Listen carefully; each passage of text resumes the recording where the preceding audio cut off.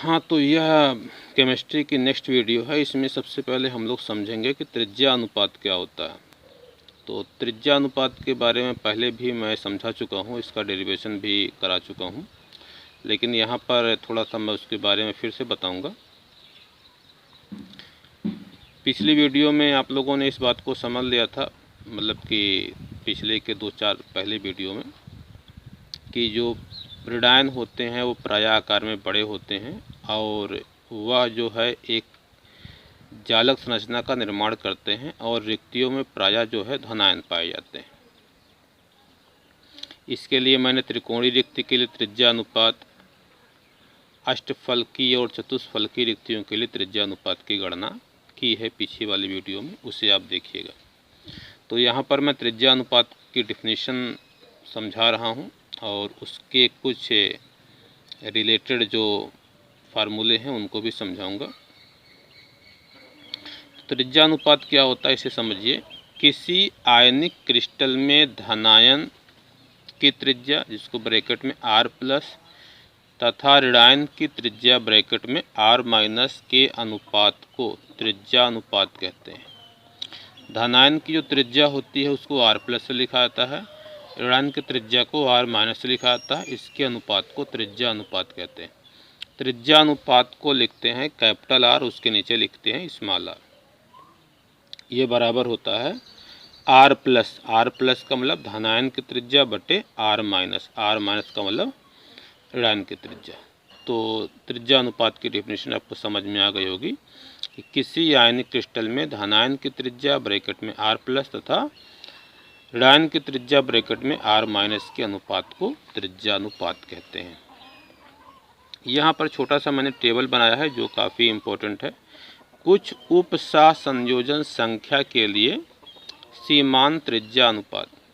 तो उपसह संयोजन संख्या भी मैं पहले समझा चुका हूँ कि किसी आयनिक ठोस में किसी अवयवी कण को जितने अवयवी कण स्पर्श करते हैं उनकी संख्या को उपसह संयोजन संख्या या समन्वय संख्या कहते हैं।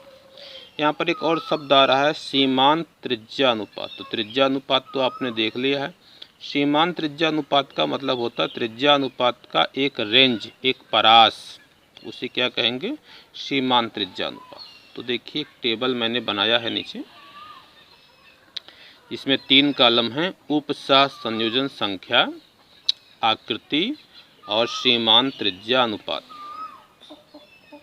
उपसह संयोजन संख्या 3 होने पर आकृति समतली त्रिकोणीय होती है और इसके लिए त्रिज्या अनुपात होता है 0.155 से 0.225। ये इसका त्रिज्या अनुपात होता है।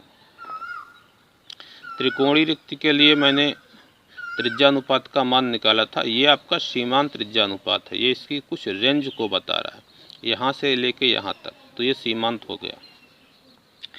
त्रिज्या अनुपात जो होता है वह एक स्पेशल मान होता है। त्रिकोणीय रिक्ति के लिए त्रिज्या अनुपात यही आया है, जिसको पीछे वीडियो में आप देख सकते हैं। तो यह एक रेंज है, इसको हम क्या कहेंगे? सीमांत त्रिज्या अनुपात। तो त्रिकोणीय रिक्ति के लिए सीमांत त्रिज्या अनुपात इतना होता है। त्रिकोणीय रिक्ति के लिए उपसह संयोजन संख्या 3 होती है। उपसह संयोजन संख्या अगर 4 है तो रिक्ति कैसी बनेगी? आकृति की चतुष्फलकीय रिक्ति होगी और इसके लिए त्रिज्या अनुपात होगा 0.225 से 0.414। ये चतुष्फलकीय रिक्ति के लिए है। अष्टफलकीय रिक्ति के लिए आप लोग जानते हैं कि उपसह संयोजन संख्या 6 होती है। अगर उपसह संयोजन संख्या 6 है तो आकृति कैसी होगी? रिक्ति की अष्टफलकीय होगी और उसके लिए त्रिज्या अनुपात होगा 0.414 से 0.732। अगर जो घनी एकक कोष्ठिका है उसके केवल कोने कोने पर अवयवी कण है तो उसके बीच में जो खाली जगह बचता है उसे कहते हैं अंतः केंद्रित घनी रिक्ति। तो उसके लिए उपसह संयोजन संख्या 8 होती है। अगर उपसह संयोजन संख्या 8 है तो रिक्ति कैसी बनेगी? अंतः केंद्रित घनी बनेगी और इसके लिए त्रिज्या अनुपात होता है 0.732 से 1.00 तक। तो ये एक इम्पॉर्टेंट टेबल है, इसको याद रखिएगा। इस पर मैं अभी कुछ क्वेश्चन आपको दूंगा। अब अगला जो टॉपिक है वह है एकक कोष्ठिका के घनत्व का परिकलन। देखिए, हम इस चैप्टर में मुख्य रूप से घनी एकक कोष्ठिका के बारे में समझ रहे हैं। यदि घनी एकक कोष्ठिका के प्रत्येक कोर की लंबाई स्मॉल ए तथा ठोस के पदार्थ का घनत्व, हाँ तो इसे फिर से देखिए।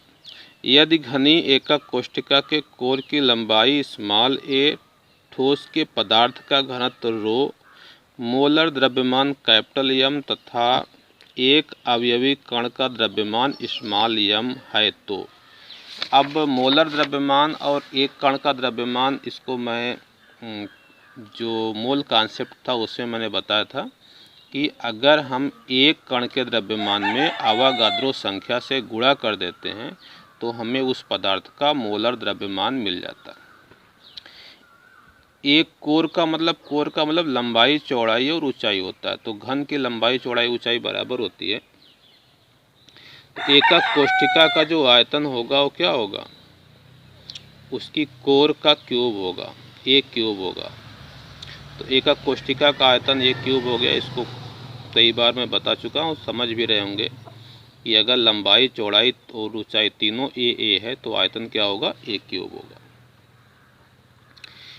एकक कोष्ठिका का जो द्रव्यमान होगा, द्रव्यमान बराबर भाई एक कण का द्रव्यमान तो स्मॉल एम है और उसमें अगर कणों की संख्या z है तो एकक कोष्ठिका का द्रव्यमान क्या होगा, z गुणे स्मॉल एम, जहाँ z प्रत्येक एकक कोष्ठिका में अवयवी कणों की संख्या है। तो z का मान मैंने बताया, सरल घनी के लिए 1 होता है, अंतः केंद्रित के लिए 2 होता है, फलक केंद्रित के लिए 4 होता है। तो एक एकक कोष्ठिका में कणों की संख्या को z कहते हैं। तो एक कण का द्रव्यमान अगर स्मॉल एम है तो z अगर उसमें कण है तो उसका द्रव्यमान क्या होगा, z इंटू स्मॉल एम। एक अवयवी कण का द्रव्यमान बराबर क्या होगा, पदार्थ का मोलर द्रव्यमान बटे अवागाद्रो संख्या। ये मैं अभी आपको समझा चुका हूँ कि मोलर द्रव्यमान बराबर क्या होता है, एक कण का द्रव्यमान गुणे अवागाद्रो संख्या। तो एक कण का द्रव्यमान बराबर क्या होगा, पदार्थ का मोलर द्रव्यमान जिसको कैपिटल एम से लिखा गया बटे अवागाद्रो संख्या जिसको Na से लिखा गया। तो स्मॉल एम एक कण का द्रव्यमान होगा कैपिटल एम बटे Na। एकक कोष्ठिका का घनत्व बराबर होता है द्रव्यमान बटे आयतन। तो एकक कोष्ठिका घनत्व बराबर क्या होगा, एकक कोष्ठिका का द्रव्यमान बटे एकक कोष्ठिका का आयतन। तो एकक कोष्ठिका का द्रव्यमान अभी ऊपर मैंने देखिए निकाल लिया है, z इंटू स्मॉल एम, तो z इंटू स्मॉल एम होगा। आयतन भी निकाला चुका है, एक क्यूब। तो घनत्व को लिखा जाता है रो से, रो बराबर होगा z कैप स्मॉल एम बटे एक क्यूब। अब देखिए स्मॉल एम का मान भी आप यहाँ से रख सकते हैं कैपिटल एम बटे Na। तो अगर मैं स्मॉल एम का मान यहाँ रख दूँ कैपिटल एम बटे Na, तो घनत्व का फार्मूला मिल जाएगा रो बराबर z कैपिटल एम एक क्यूब Na। तो यह घनत्व का फार्मूला है जिस पर लगभग हर साल 3 नंबर क्वेश्चन आते हैं। तो अगली वीडियो में हम लोग क्वेश्चनों को करेंगे और यहाँ तक की थ्योरी आप लोगों को समझ में आ जाना चाहिए। अब हम सारे क्वेश्चनों को करने के बाद, NCERT के एग्जाम्पल करने के बाद, अब हम क्रिस्टलों में दोष को पढ़ेंगे अगली वीडियो से।